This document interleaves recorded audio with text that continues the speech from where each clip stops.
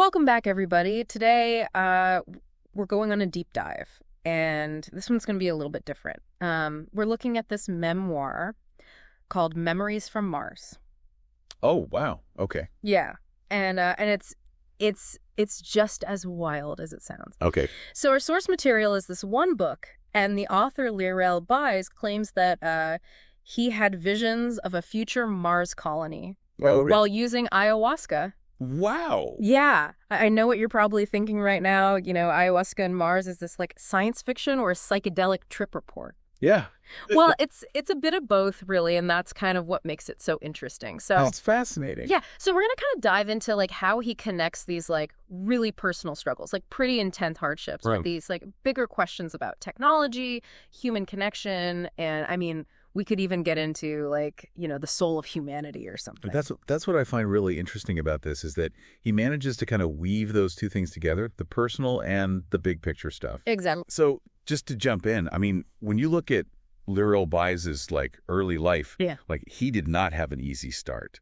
I mean, growing up in South Africa during apartheid and kind of a turbulent family life, you can tell that he's like carrying some baggage into adulthood. Yeah. Okay, so let's unpack that a little bit. Yeah. So like he comes across as like very reserved, very stoic in the book. Yeah. You don't get a lot of like, you know, super emotional outbursts or any. Oh, he's very measured. Yeah, but you can feel like the weight, like even as a reader, you can feel the weight of these early experiences, right? Absolutely.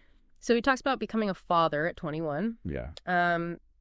He faces like intense pressure from his girlfriend's family. Right. And he ends up relocating to the UK, hoping for like a fresh start. Okay.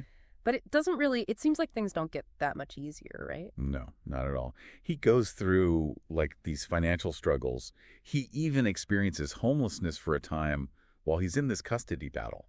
Wow. Like he's really going through it. Yeah. And one thing that struck me was how he talks about like trying to force himself to cry during movies. What? Yeah, like he's so emotionally blocked Really? that he's looking for any kind of release, any way to like process these emotions he's been carrying around for so long. Wow. Okay, so it's at this point he's living in Amsterdam that he comes across ayahuasca. Right. And it's interesting how it happens. It starts with a documentary that piques his interest. Mm-hmm. And then it's a coworker who had a life-changing experience with ayahuasca in Peru that really seals the deal.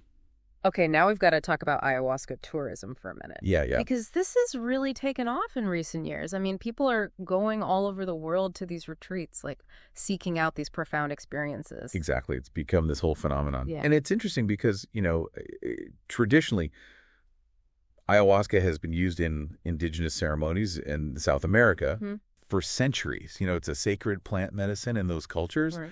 But now we're seeing it in these more westernized settings. And, you know, there's a lot of debate about the ethics of that and whether it's appropriate. But regardless, it's happening. Yeah. And I think it's important to note that there are risks involved with ayahuasca, especially outside of those traditional contexts. I mean, we're talking about a powerful psychoactive brew. Right. It can have intense psychological and physical effects. Yeah. So Buys ends up in an attic in Amsterdam, not the Amazon rainforest that he was maybe picturing. Okay. And his first experience, he describes it as like a tidal wave of emotion. Wow. He talks about this like overwhelming sadness followed by explosions of like geometric patterns and even a vision of his like perfect self. Oh, wow. And all of this is like accompanied by this like intense feeling of love and interconnectedness. So, you know, those are all actually pretty classic hallmarks of an ayahuasca experience. Yeah. You have that ego dissolution where your sense of self kind of melts away. The feelings of universal love, the vivid hallucinations. If you can imagine getting so lost in like a piece of music that your sense of self fades away, you feel connected to something much, much larger than yourself. Yeah. It's kind of like that feeling. Okay.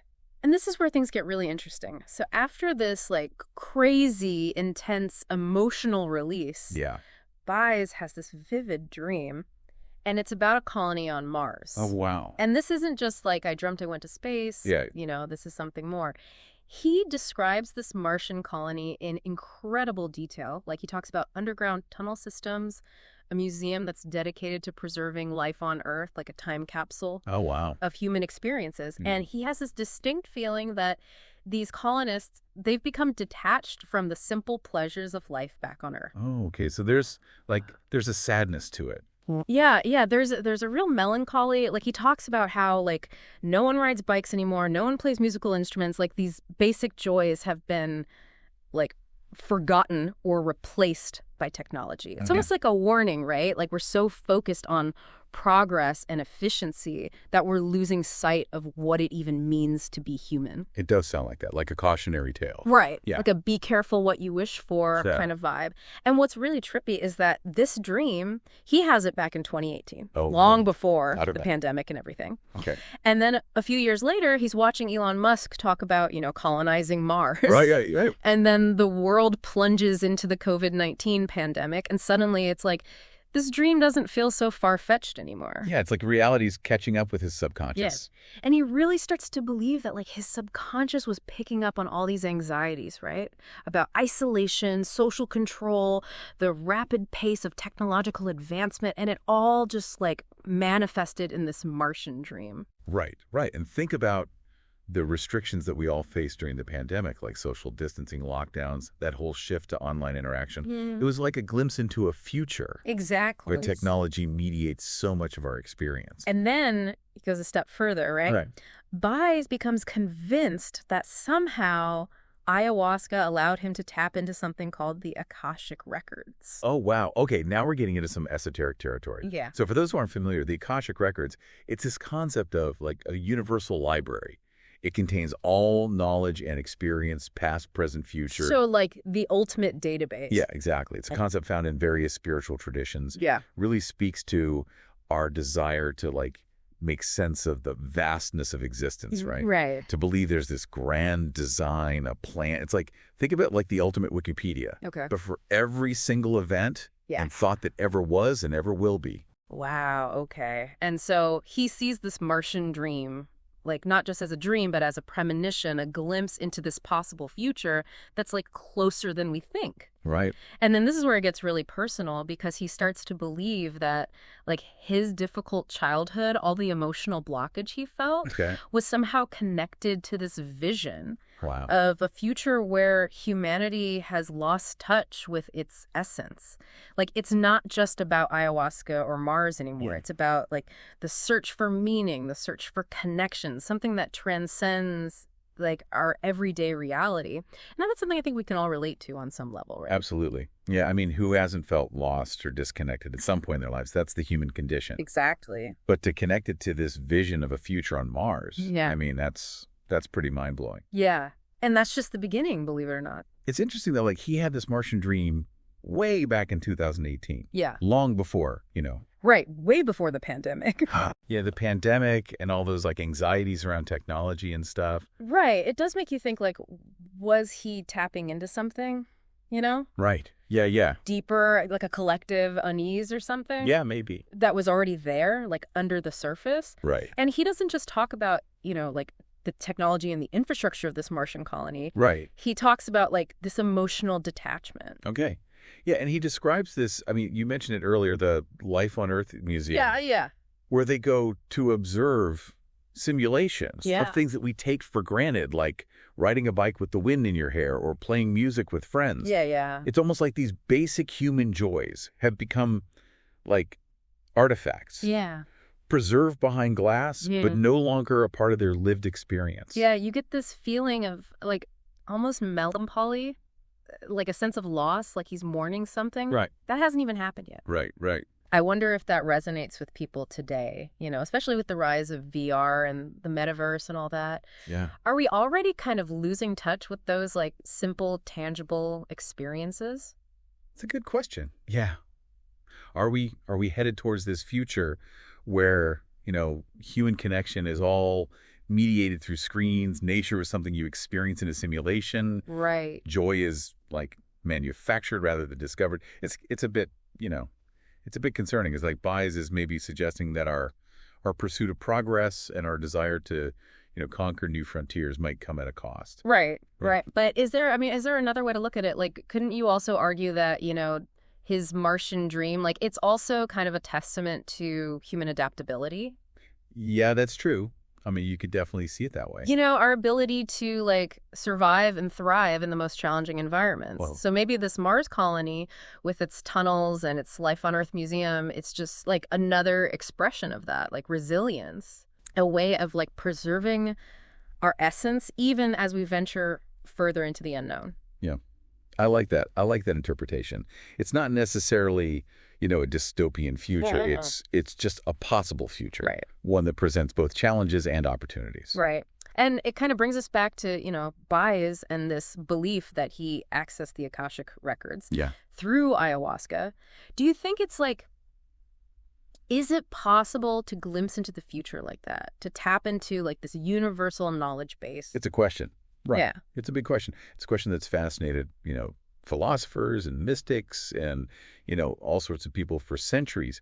This idea that everything is interconnected, that, time is not linear but cyclical, Right. that the past, present, and future all exist simultaneously. I mean, it's a very powerful concept. Yeah. And whether ayahuasca is, like a key to unlock that knowledge, I mean, who knows? But it certainly raises some interesting questions about the nature of consciousness and, and just like the limits of our perception. Right. So Buys talks about having multiple ayahuasca experiences after that first one, the one we talked about. Yeah. That was like life-changing for him. Right. And he says that each one, like each ceremony he went through led to like profound personal transformation. Oh, wow. He talks about forgiveness, self-love, this newfound sense of purpose. It's like he found a way to heal these deep-seated wounds from his past. And in doing so, he also gained like a clearer vision of the future, both his own and maybe, humanity's as a whole. Okay. I mean, this is where we have to be a little cautious, right? Yeah. It's important to remember that ayahuasca is a very powerful substance. Yeah. And not everyone who uses it has positive experiences. Yeah. It can be incredibly challenging, right? Even traumatic for some people. It's not like a quick fix for personal problems or a guaranteed path to enlightenment. Right. It's a serious undertaking. Absolutely, yeah. It's not something to be taken lightly at all. But I think Buys' story does highlight, like, the potential for these kinds of experiences, When approached with respect and intention, it can, like, catalyze personal growth and healing. Yeah, absolutely. And I think that's what he's trying to convey in the book, right? He's not saying, like, hey, everyone, go out and drink ayahuasca. Yeah. He's sharing his personal journey, his truth. Right. And in a way that kind of invites us to question our own assumptions about the world, like to consider the possibility that there might be more to reality than meets the eye. Than we think. Yeah.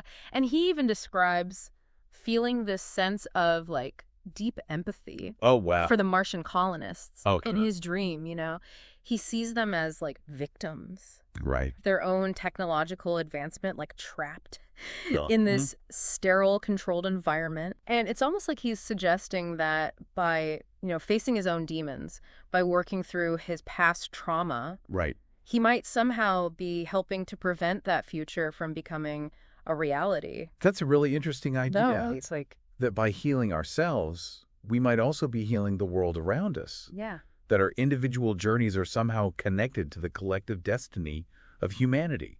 It's like a reminder that even though, Buys' story is unique, obviously the questions he's grappling with are universal, right? I mean, we all have our own, like, Mars colonies to confront, our own fears about the future, our own struggles to find meaning and connection in this, increasingly complex world. Yeah, absolutely. So we've been on quite a journey with Leareil Buys and his memories from Mars. Yeah, it's been a wild ride. From a really tough childhood in South Africa to that mind-blowing experience with ayahuasca in Amsterdam. Right.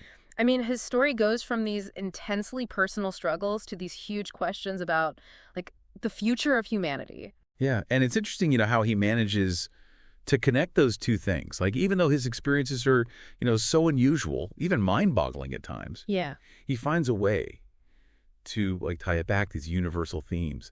The search for meaning, the desire for connection, overcoming adversity. I mean, these are things we can all relate to. Yeah, absolutely. And you know what I really appreciate about Buys? He's so honest about his own flaws and mistakes. He doesn't shy away from, like, the dark parts of his story. Yeah. In fact, he kind of embraces them. It's like he's saying, look, this is me, the good, the bad, and the messy. Right. And this is how I found my way through. Authenticity. That's what I like about it. Yeah. There's a lot of talk these days about resilience and grit, but Buys really embodies those qualities, you know? Right. He doesn't sugarcoat things. He talks about hitting rock bottom, feeling completely lost and broken. Yeah. But then he shows us that it's possible to, like, pick yourself up, to find a way forward, even when it seems like all hope is lost. And for him, that path, involves ayahuasca, this ancient brew that like opens up this whole new dimension of experience. And I know we've talked about the risks, Right. and it's definitely not for everyone, Right. But there's also this undeniable power in what he describes, this feeling of transcendence, of connecting to something so much bigger than himself, tapping into some source of like ancient wisdom. It's almost like a spiritual awakening. Yeah. Like he's saying, look, I went through hell and back. I face my demons. Mm-hmm.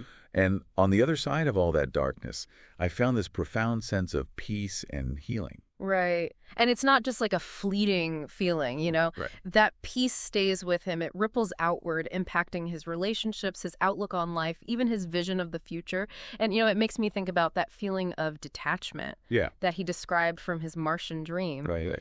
The sense that those colonists had lost touch with, like, the simple joys of being human. It's almost as if by going through his own healing and self-discovery, he's trying to, like, pull humanity back from the brink. It's a powerful idea that our own individual journeys, can contribute to a larger shift in consciousness. Yeah. It's like heal the wounds within yourself, and you might just heal the world a little bit too. Yeah. So as we wrap up this deep dive into Memories from Mars, I'm left with this feeling of, like, cautious optimism. Mm-hmm. On the one hand, there's this awareness of the challenges, the pitfalls of technology, the environmental crisis, division, conflict, all that. Right. But there's also this, like, glimmer of hope, this feeling that maybe we do have the power to create something better. Maybe by, embracing the unknown, leaning into our own growth and transformation. We can navigate those challenges and come out, stronger and wiser. Buys' story is a good reminder that the human spirit is, incredibly resilient. Yeah. We have the capacity to adapt, to overcome, to find meaning in the most unexpected places. And who knows, maybe somewhere out there on a distant planet, a future generation is looking back at our time thinking, wow, they faced some incredible odds, but they found a way to make it through. They learned from their mistakes, and they left behind a legacy of, hope and resilience. That's a pretty inspiring thought. It is. And a good note to end on, I think. Yeah, absolutely. Well, thanks for joining us for this deep dive. Keep exploring, keep questioning, and keep believing in that power of human connection. Until next time, everybody.